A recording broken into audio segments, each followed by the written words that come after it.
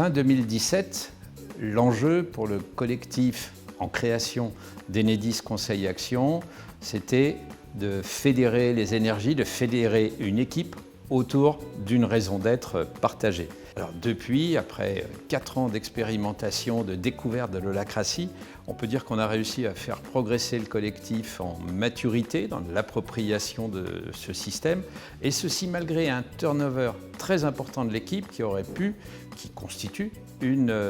vraie difficulté qu'on a pu gérer avec l'intégration, la formation progressive de chacun des nouveaux arrivants.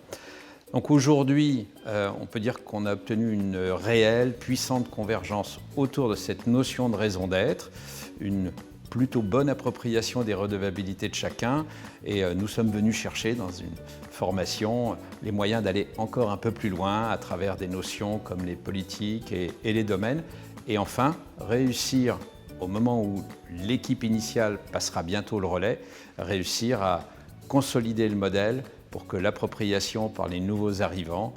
soit la plus aisée possible. Alors, ce que je retiens de ces 2 jours de formation, c'est que les tensions sont des cadeaux. Et ce que je souhaiterais, c'est pouvoir poser la question au sein de mon organisation, de savoir comment est-ce qu'on pourrait faire en sorte que l'ensemble des membres de l'organisation perçoivent les tensions comme des cadeaux. Les méthodes holacratiques m'ont renforcé dans la conviction que l'implication de chacun et la discipline de chacun étaient absolument indispensables pour renforcer l'efficacité collective au sein des équipes.